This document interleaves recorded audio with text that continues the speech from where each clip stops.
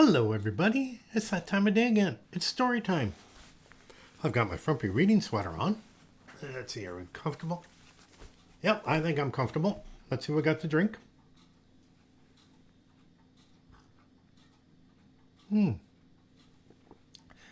Nice, refreshing glass of cool water.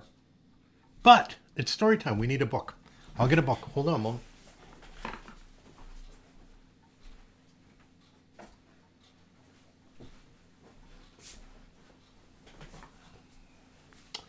And now we start to need reading glasses. Oh, excellent. And today's story is called Amazing Grace by Mary Hoffman. Wow. Let's see how amazing Grace is. Grace was a girl who loved stories. She didn't mind if they were read to her or told to her or made up in her own head.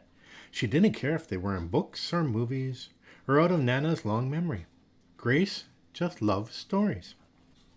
After she had heard them, and sometimes while they were still going on, Grace would act them out. She always gave herself the most exciting part. Grace went into battle as Joan of Arc and wove a wicked web as Anansi the spider.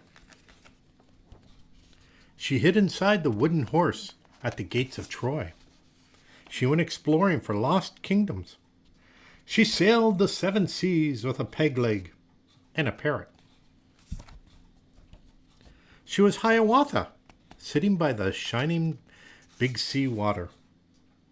She was Mowgli in the backyard jungle. Most of all, Grace loved to act out adventure stories and fairy tales. When there was no one else around, Grace played all the parts herself. She set out to seek her fortune with no companion but her trusty cat, and found a city with streets paved in gold. Or she was Aladdin, rubbing his magic lamp to make the genie appear. Sometimes she could get Ma or Nana to join in, when they weren't too busy. Then she was Dr. Grace, and their lives were in her hands. One day, Grace's teacher said that they would do the play Peter Pan. Grace knew who she wanted to be.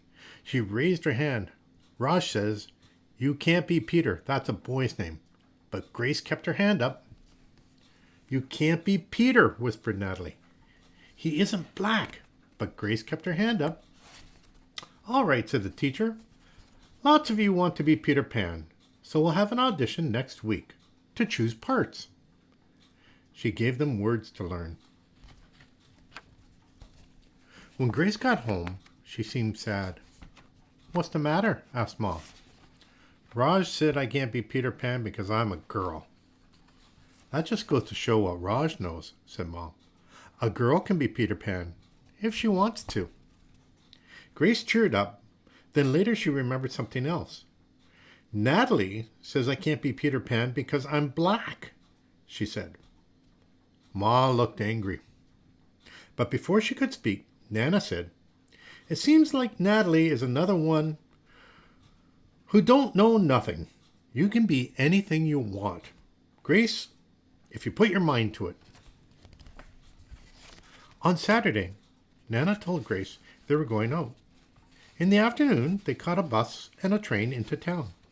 Nana took Grace to the Grand Theater. The sign outside read, "Rosalie Wilkins in Romeo and Juliet," in sparkling lights.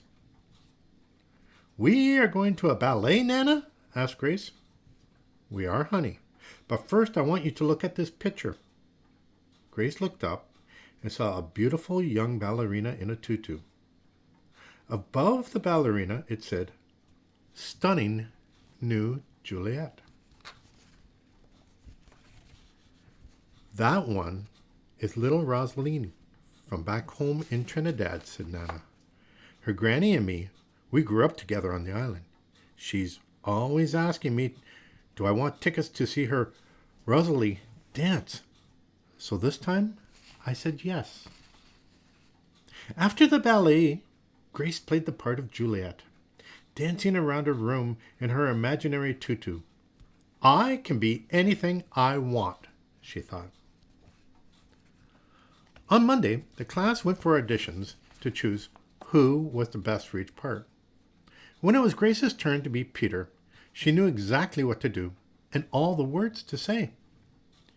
She had been Peter Pan all weekend. She took a deep breath and imagined herself flying. When it came time to vote, the class chose Raj to be Captain Hook and Natalie to be Wendy. There was no doubt who would be Peter Pan. Everyone voted for Grace. You were fantastic, whispered Natalie. The play was a big success, and Grace was an amazing Peter Pan. After it was all over, she said, I feel as if I could fly all the way home. You probably could, said Ma. Yes, said Nana. If Grace put her mind to it, she can do anything she wants. The end. Now, wasn't that a wonderful story? I liked that story. Well, I hope you liked it too. And remember, if you put your mind to it, you can do anything and be anything you want. Okay. Have yourself a great day. You take care of one another. Take care of yourself. And I'll talk to you tomorrow, okay? Bye now.